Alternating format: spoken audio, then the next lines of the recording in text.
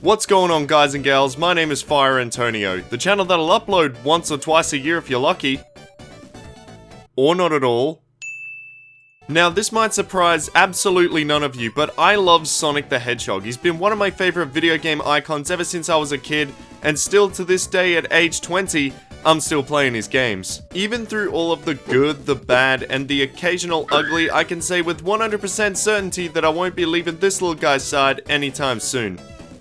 Unless they pull this shit again. A Sonic 1, a Big Tank 0. I'm sorry. Now, in light of Sonic's 29th anniversary that recently took place, that I am fully aware that I missed, it got me in the mood for some good old classic Sonic, so I thought, why not take a trip down memory lane and revisit the first 3 games that started it all? Oh, the memories. Just looking at the box art of these games really takes me back. Now look, I'm not gonna sit here and pretend that I was some cool kid from the early 90s, because I'm not. In fact, the first exposure I had to these games was thanks to this little bundle of joy, the Sonic PC Collection. A collection of Sonic games that hosts a collection of Sonic games. I'm starting to see where Sonic got his meta attitude from. As you can clearly see, this package includes Sonic Riders, Sonic Heroes, Sonic Adventure DX, and the holy grail itself, Sonic Mega Collection Plus, the game I undoubtedly spent the most time on. Side note, I always thought the disc for Mega Collection smelled kinda funny. And here it is, ladies and gentlemen, Sonic Mega Collection Plus. God, just the opening main theme of this collection alone is enough to make anyone nostalgic. I can still remember the Easter morning when I got this. Little old me hopped out of bed, followed my trail of eggs, and this was waiting for me at the finish line. I played it all day long, and definitely didn't ignore the friends and family we had over for Easter lunch. Call me crazy if you want, but looking at these menus just remind me of a simpler time. A time where on a cold winter's night you would rug up in front of the TV with your blanket and bowl of Cheezels. A time where all I would do when I wasn't playing video games was drawing pictures of video games. A time where I thought I was cool as shit for bringing a gold ring to school and convincing everyone that Sonic gave it to me so I could run faster. Yeah, I was one of those kids. It was also thanks to Mega Collection that I discovered a lot of other Sonic and Sega games that I really enjoyed. Like Rystar, Sonic Spinball, Comix Zone, and even Sonic Labyrinth. Okay, that last one was a joke. Look at this game. I realize I'm derailing a little bit here, but words just can't describe how nostalgic I feel about all this. It honestly feels like magic.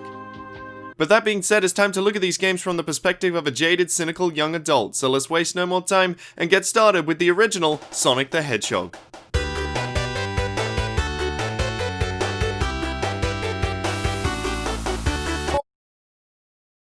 Okay, look, obviously I had to record footage from the Mega Drive Classics Collection for quality purposes. Sorry. The Genesis Classic Collection, for those of you in the US. Why the hell did you lot get the cooler name? And here he is, ladies and gentlemen, we have ourselves a Sonic. The blue dude with an attitude that occasionally goes in tubes. Be patient, we'll get to this. Just from this title screen alone, you knew Sega had a golden goose on their hands. Sonic's overall design was the perfect competitor to Nintendo's Mario at the time, and he was everywhere, from cereal boxes to canned pasta. He even had his own balloon in the Macy's Thanksgiving Parade. 4 years ago, high winds sent another large balloon off course, crashing into a lamppost. 2 people were injured then. Oops. Case in point here, Sonic was just as big of a smash hit as Sega could have hoped for. And with that being said, does this game live up to all the hype I've created? Absolutely! The second you start this game, you're thrown into arguably one of the greatest opening levels to any video game, Green Hill Zone. And we finally get to run around as our favorite little blue blur. And I gotta say, even to this day, Sonic controls pretty good in this game. In fact, Green Hill's design and Sonic's control go hand in hand right off the bat. Pretty impressive stuff. Now, the way this game works is pretty simple, but can be challenging to get good at. You run around, collect rings, the occasional power-ups, which consist of shields and invincibility boxes, and destroy all these robots named Badniks to free the little animals that are trapped inside. The challenge comes from learning the level layout and using that to your advantage. Sonic does go fast in this game, but speed is a reward for knowing said level layout. And trust me, it's a great feeling to just blast through these levels at high speeds. The way the game is structured is there are 3 acts in each zone, and at the end of each third act you get to face off against the one, the only, Jim Carrey, ladies and gentlemen. It's Dr. Robotnik, for the 2 of you who took that Jim Carrey joke seriously. Once you beat him, you free the rest of the animals in the area, and you have successfully cleared the zone. And with that, we have successfully beaten Sonic 1. Truly remarkable stuff here. Whoa. Hold on a second there, buddy. And you're still alive. I know, right? It's a miracle. I haven't tasted food since 2016. What? Anyway, you said you've already beaten the first Sonic game, but you're fibbing, Fire Antonio. You haven't even talked about the rest of the game yet. You are so right, Smire. So, you're gonna talk about it? Here goes nothing. The rest of this game sucks. Once you get past Green Hill Zone, the rest of the game rears its ugly aged head. Afterwards you have Marble Zone, Spring Yard Zone, Labyrinth Zone, Starlight Zone, and Scrap Brain Zone. And here's the kicker, 3 of these areas are notoriously hated. We'll begin with Marble Zone, seeing as we're supposed to be going in order here. Compared to Green Hill Zone, this stage really wants you to take your sweet ass time with it. You try to go fast in any way and you'll be met with lava, fireballs, spikes, bullshit enemy placement, and obnoxious vertical platforming. I'm a little blue speed demon, I want to go fast, not push around a stupid block or wait for a death trap chandelier to drop from the ceiling so I can go up! Yes, I am getting butthurt about a 16-bit video game from 1991. Welcome to my channel. Please subscribe. Now, apparently from what I've heard, Yuji Naka, the game's director, said he wanted to put this zone after Green Hill so players could take a bit of a breather from all the high-speed action. What? I'm pretty sure me and plenty of others would argue that this stage is more stress-inducing than stress-relieving. Anyway, I'm sure you all get the point by now. Bad zone, 2 out of 10, too much lava. Next up is Spring Yard Zone, and I'm gonna be honest, this zone is a lot better than its predecessor. It's nice and open, you get to go pretty fast this time around, and the music is a bit better. Don't get me wrong, I still have my problems with this zone. I think the aesthetic is a little bland and uninspired. There's still a bit of waiting around in this area, but it's nowhere near as bad as Marble Zone. Or what's to come. I also just realized I've forgotten to talk about this game's special stages. When you finish a stage with 50 rings or more, a big ring will appear at the end of the stage. Jumping in said ring will teleport Sonic to an acid trip! an alternate dimension. In here, you can nab one of the 6 Chaos Emeralds in this game. What exactly happens when you collect all 6 of them? Nothing. Okay, you do get the good ending of the game, but that's really about it. And honestly, these special stages are a major pain in the ass to navigate through, so honestly, you're just better off not worrying about them. Anyway, after grabbing that last Chaos Emerald and beating Robotnik for a 3rd time, it's time to head on to the next zone, which is... Can I stop playing now? Nope. Oh, f***. This zone is easily the worst part of the game for me. Nothing about Labyrinth Zone is enjoyable in the slightest. It's got all of the cons from Marble Zone, except this time, we have the addition of water! What's wrong with water, 2 of you might be asking? Well, look at this compared to this. While we're at it, here's another fun bit of trivia for you. Apparently before Marble Zone was the second area of the game, this was supposed to be directly after Green Hill. Could you imagine if that was the case? Mini-Me would have never wanted to play this game again. This stage is an absolute chore from beginning to end. It's extremely tedious, there's spikes everywhere, even more enemy placement, and booby traps at every turn. The game has unbearable slowdown when you get hit by an enemy or obstacle underwater, and the music. Good God, the music. And just when you thought it couldn't get any worse, this stage introduces young gamers' first traumatic experience.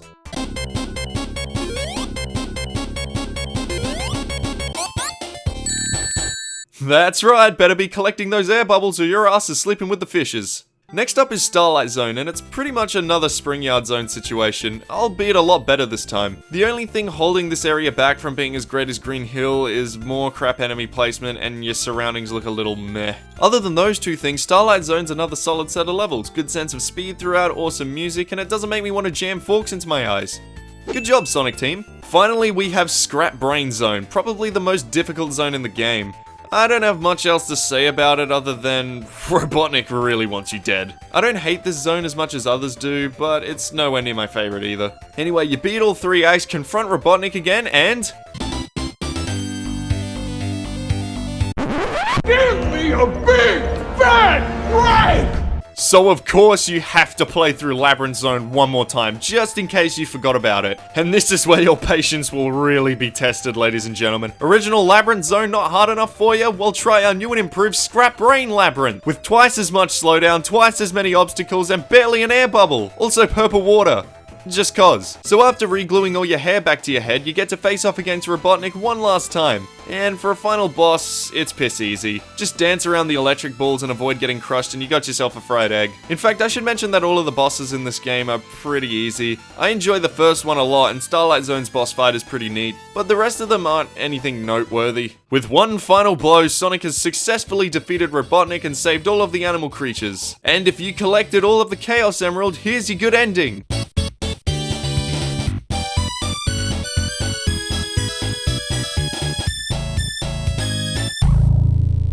You get pulsating flowers. Good job. And that concludes the first Sonic the Hedgehog game. Overall, I would have to agree that this game has not aged well at all. In fact, it is a huge chore to sit through nowadays. I would say check this one out if you're curious or have nothing better to do, but we do need to forgive it seeing as it was the first game in the series. What was all the craze in 1991 is now a jumbled mess of ideas that are either executed greatly, alright, or downright terrible. Chicken Little for PS2 was better than this game. But that's where this beautiful son of a gun comes in.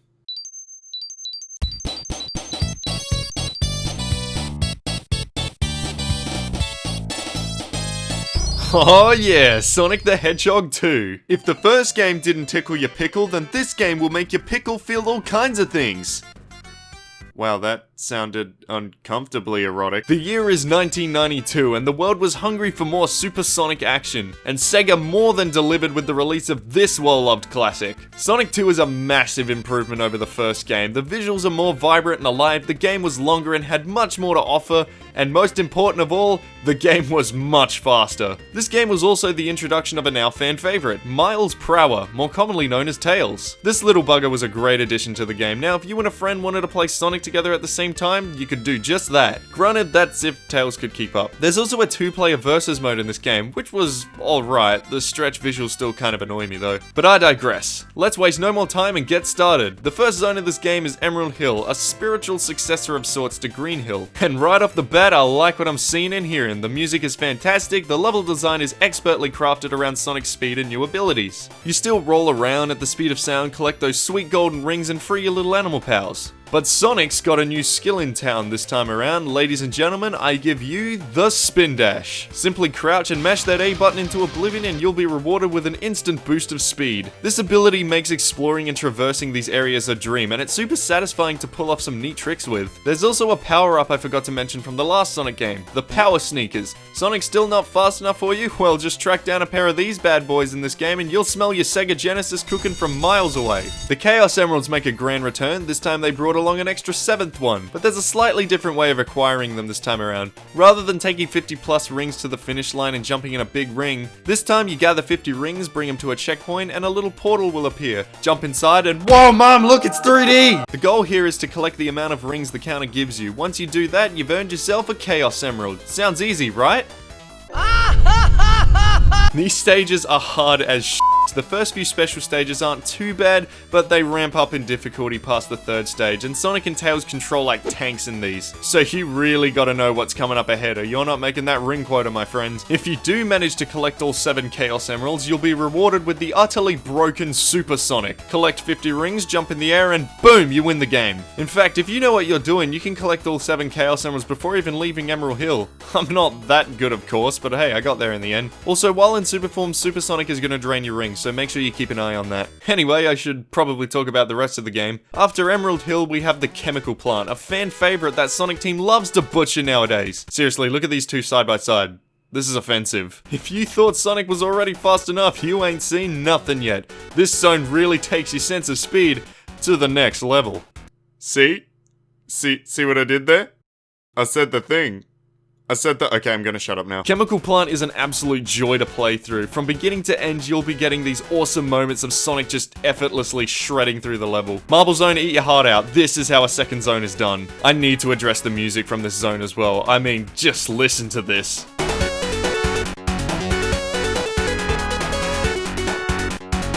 This music coupled with the blood-pumping high-speed action, it's no wonder everyone loves this stage. It's goddamn near perfection. That being said, there is one part to this zone that really bothers me a bit.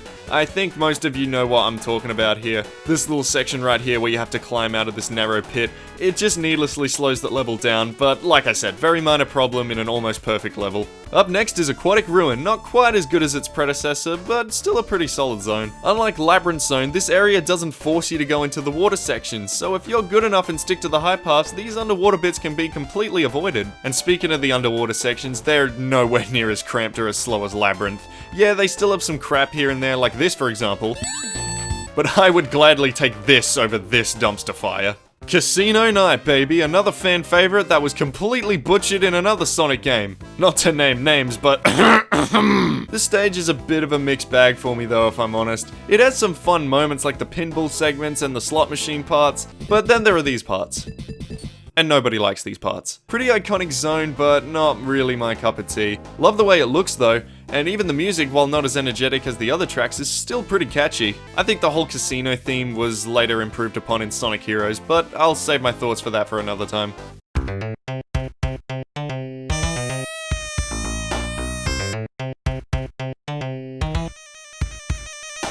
I hate the music. Stage is pretty fun though.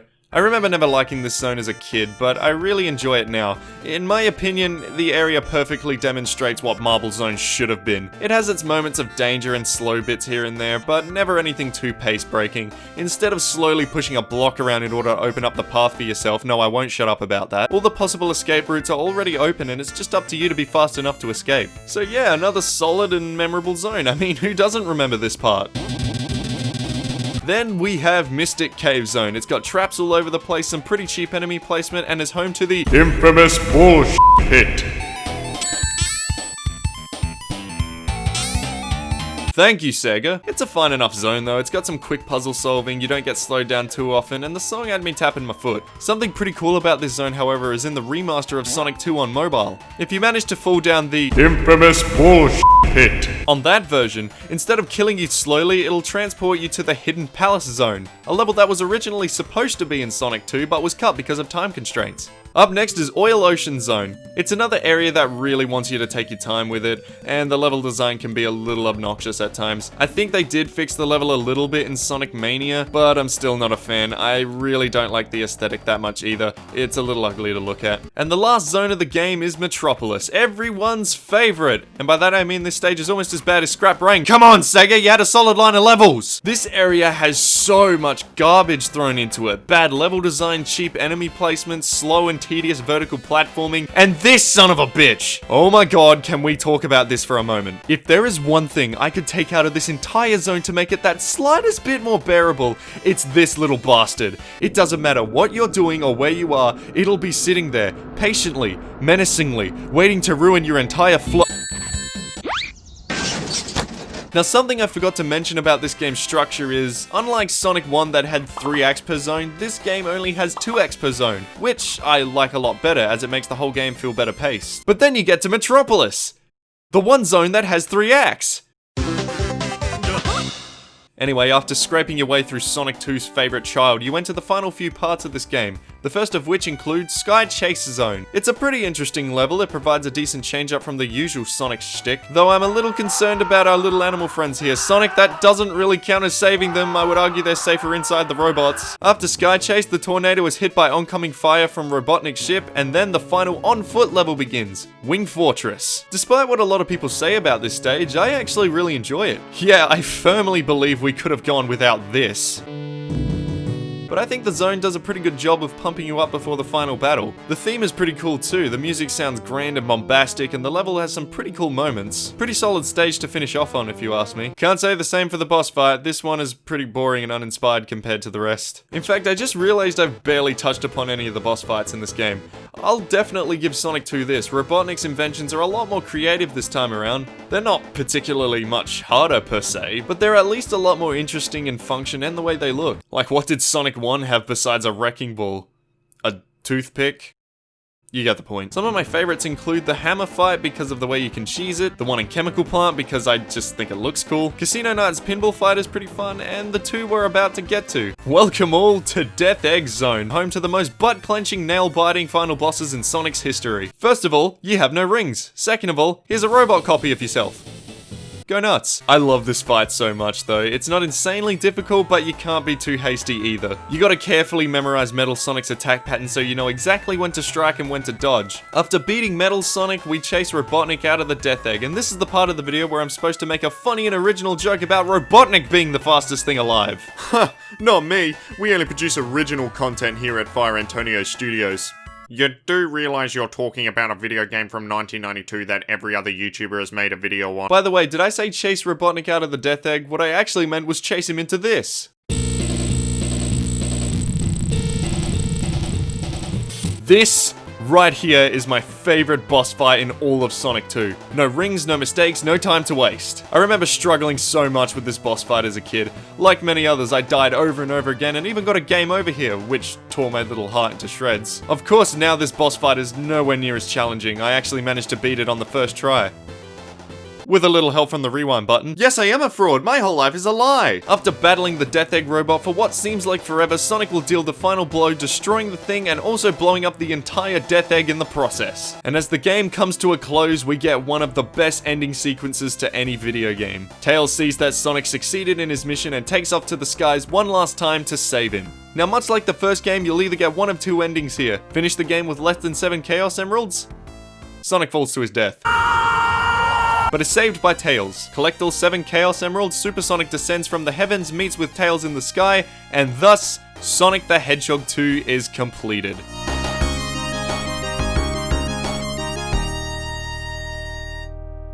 It's very easy to see why a lot of people are quick to call this one their favorite Sonic game, and for good reason. It puts the likes of Sonic 1 to shame. The game was an absolute smash hit, selling over 6 million copies worldwide, making it the second best selling Mega Drive/Genesis game of all time, behind Sonic 1 of course.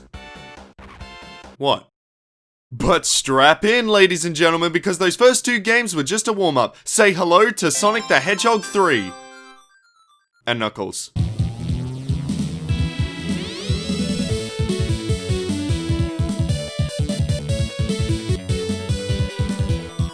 Before I go on, I just need to make something very clear.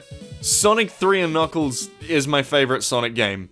Period. No other Sonic game made me feel this accomplished after beating it. If I could load up my old save files on the old family computer to show you all my progress, I definitely would. Rest easy, Mickey Mouse computer. You had a good run. Now, for the uneducated, you may have realized that the box says Sonic 3, not Sonic 3 and Knuckles, and there is a reason for that. Sonic 3 and Knuckles are actually 2 halves of the same game. Sega decided to release them as 2 separate games, so it gave the rest of the team time to finish work on the latter half of the game. Sonic 3 got a standard cartridge release, whereas Sonic and Knuckles got a pretty special cartridge utilizing Sega's lock-on technology. Simply pop Sonic 3 in the top of Sonic and Knuckles and huzzah! You got yourself the full package. Playing either Sonic 3 and Sonic and Knuckles by themselves just won't do it justice. You absolutely need the full package here. That does not mean I am asking you to go scout out a cartridge of Sonic and Knuckles. I mean, just look at this. Holy shit. The game starts us off with Sonic and Tails aboard the Tornado, and just as a flex, Sonic decides to go super and land on the mysterious Angel Island. His super form is cut short, however, thanks to this individual. Enter Knuckles the Echidna, another longtime fan favorite. Am I also supposed to make a joke about him chuckling even though he's clearly not supposed to? Anyway, Nipples the Echidna steals your Chaos Emeralds. I assume you really want them back. Go get them, Tiger. This is where I should really take the time to address this game's major improvements over the last 2. Mr. Needle Mouse still not fast enough for you?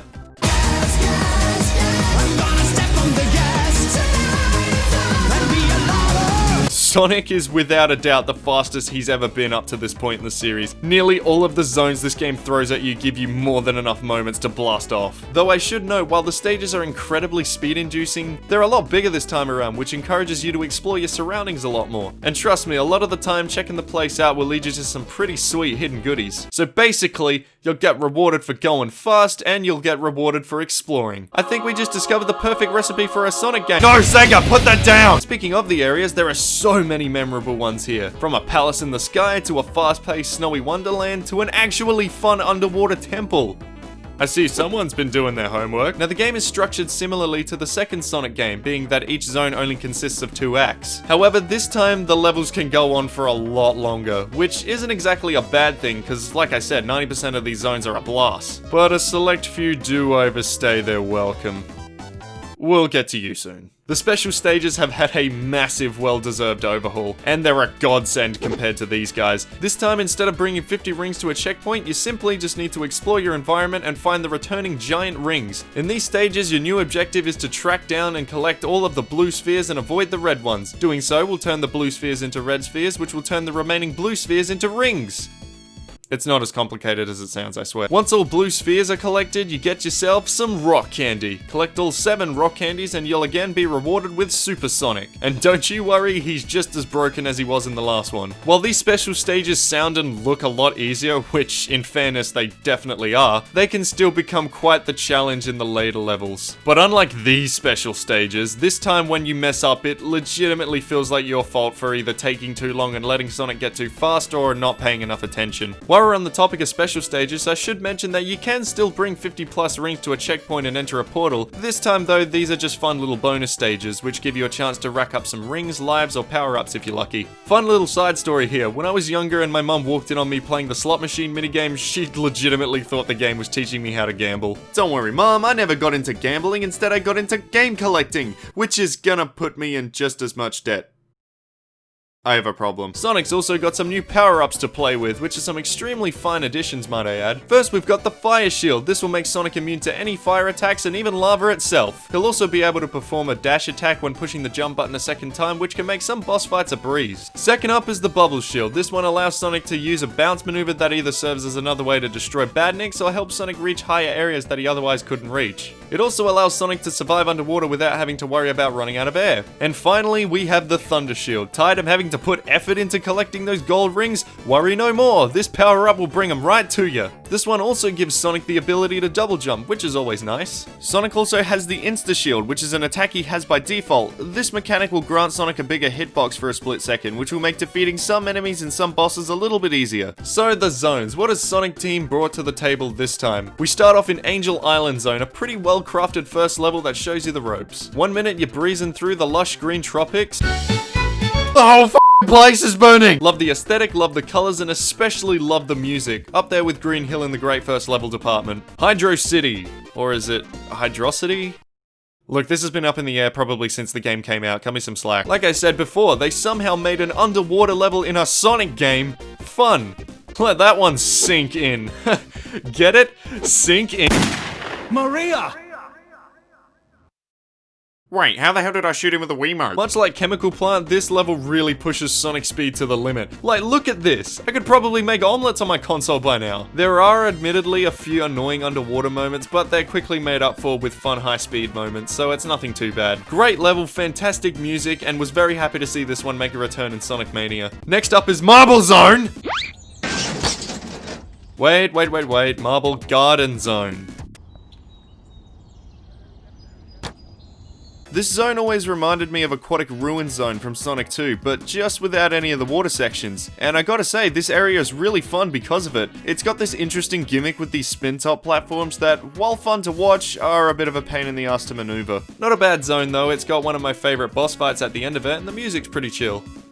And then there's Carnival Night. This is the one zone in the game that takes us from a 10 to a 9 in my opinion. The place is littered with spring spikes, these stupid barrels that I couldn't figure out when I was a kid. It's slow most of the time, the music is annoying, and it has Labyrinth Zone-esque underwater sections. I feel like this area tried to be the casino night of Sonic 3, but instead of making it fun, they asked one of the guys who made Impossible Sonic to come in and design the stage. Also, this might be an unpopular opinion, but I really don't like the way this stage looks. It's very cluttered and hard to look at. Sometimes you don't even know where you're going because the foreground and the background always blend into each other. It has 2, maybe 3 fun moments, but they're not enough to save this zone for me. It's definitely the lowest part of the game. But luckily we have Ice Cap Zone afterwards, which more than excuses Carnival Night. Very beautiful looking stage, fun level design, and that snowboarding section at the start is something I'll never forget.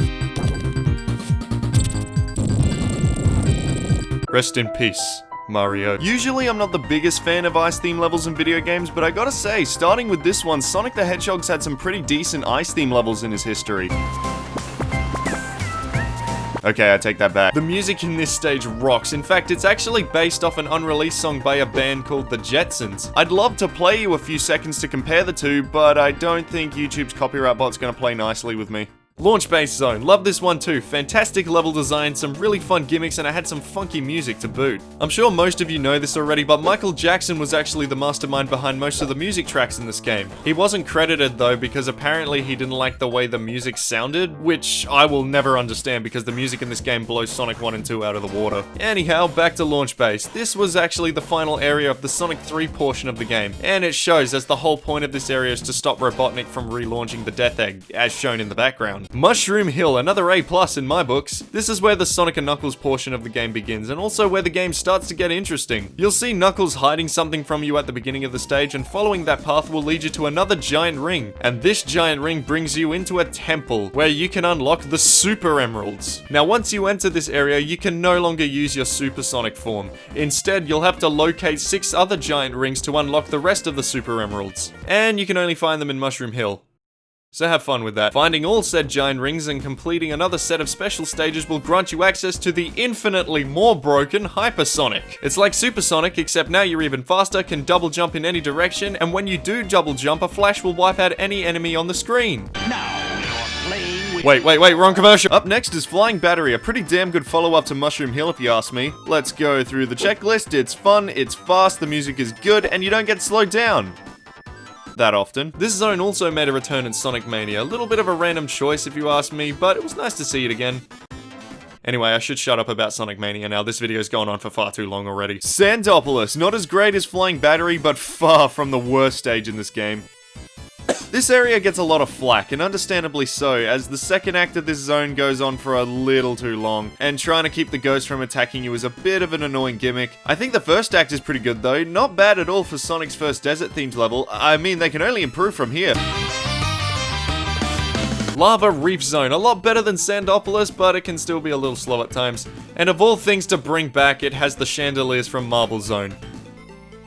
Why? However, the end of Lava Reef is where things get extra interesting. After another run-in with Robotnik, Sonic and Tails will make their way to the deepest part of Lava Reef, only to find Knuckles is waiting there to square things off with us. This part of the game got me so excited as a kid. All throughout the game, the boss fights consisted of Robotnik's mechs and Robotnik himself, so to have a boss fight against another character was an awesome change of pace. Especially with Knuckles here, this guy's been taunting you and screwing with you throughout the entire game. He deserves it more than Robotnik at this point. After that fight, Knuckles notices that something ain't right in the background and goes to investigate, only to find that Robotnik tricked Knuckles into thinking we were the bad guys so he could steal the Master Emerald, the source of Angel Island's power and the gem that Knuckles swore his life to protect. He desperately tries to get it back from Robotnik, but is electrocuted in the process and gets everyone dumped. Knuckles, then realizing his mistake, entrusts Sonic and Tails to get the Master Emerald back from Robotnik. He uses the last of his energy to bring us to the Sky Sanctuary. Now with the Master Emerald in his clutches, Robotnik was able to successfully relaunch the Death Egg, and this area acts as our last chance to jump on board. And seriously, what a level. It looks beautiful, the music's great, and it definitely gets you pumped up for an epic finale. And just when you think you're getting close, this guy shows up.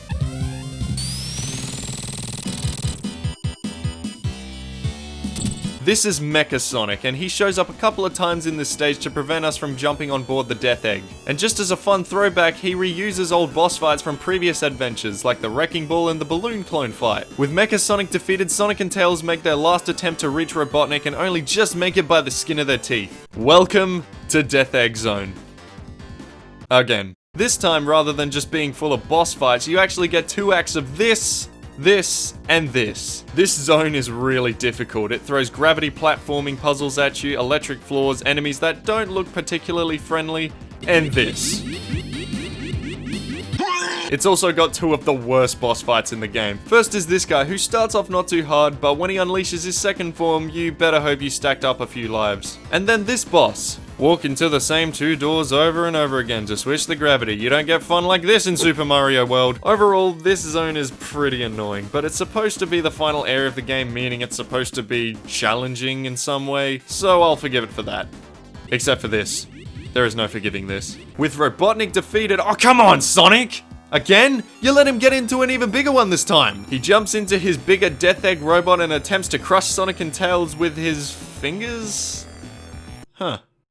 Shortly after, he uses the Master Emerald's power to try and fry Sonic and Tails, but fails of course because he's a terrible shot. Robotnik then tries to make one last break for it with the Master Emerald in tow. After dealing enough damage, the Death Egg starts to explode, and thus begins my absolute favorite final boss in any Sonic game. The Doomsday Zone. Just that name alone should tell you that Sonic and Robotnik ain't playing around anymore. In a last desperate attempt to save the Master Emerald, Sonic uses the power of the Super Emeralds to go hypersonic and gives chase to Robotnik one last time. What else is there to say about this zone? It's action-packed, the music keeps you on edge, you're hypersonic in space. This shit's awesome even to this day. And just like before, you better watch that ring consumption. Just because it's a final boss doesn't mean you're getting off the hook that easy. Once you reach Robotnik's third Death Egg robot, Sonic has to guide the missiles back into the Death Egg robot in order to penetrate through the blue armor. I remember being overjoyed when I figured this out as a kid. It's a simple solution, but not immediately obvious what you have to do, so it left me with a good feeling. Once the armor is destroyed, Sonic now has to ram himself into Robotnik's Death Egg robot. You're coming down to your last couple of rings, the music is getting faster, Robotnik is getting desperate and firing everything he's got at you. All it takes is one last blow to stop him once and for all and save Angel Island.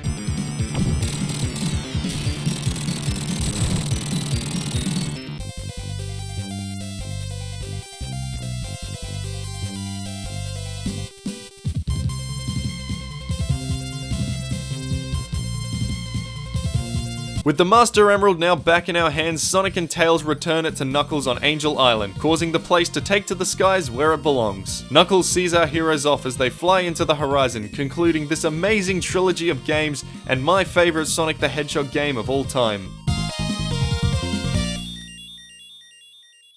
And that brings us to the end of the video, guys and gals. Now, I do apologize for this video going on for way longer than I initially thought, but like I said at the beginning, Sonic the Hedgehog is one of my favorite video game characters. I grew up playing his games, and the franchise as a whole just means a lot to me. I've had so many childhood memories playing all three of these games, so I can't help but gush about each of their qualities and harp on a little too long about each of their flaws. Looking back on all of these games has been fun. It's opened my eyes to a few problems that the trilogy initially had, but I'm always going to cherish each and every moment I first spent with these games as a kid, for better or for worse. And hey, if you've stuck around to the end of this video, I cannot thank you enough for watching. I had tons of fun putting this video together, and it genuinely feels good to be back into the swing of YouTube. I promise I'm not going to go on for this long in my next video or disappear for a full 2 years again. See, Fire Antonio, I knew you still liked Sonic. Dude, I'd never said I hated Sonic. Now correct me if I'm wrong, Fire Antonio, but you mentioned that Sonic gave you a gold ring when you were younger. Oh my god, please don't bring that up. Well, I have one of the 7 Chaos Emeralds. Smire, please stop. No, seriously, Fire Antonio. Watch this. Chaos Control! What the fuck?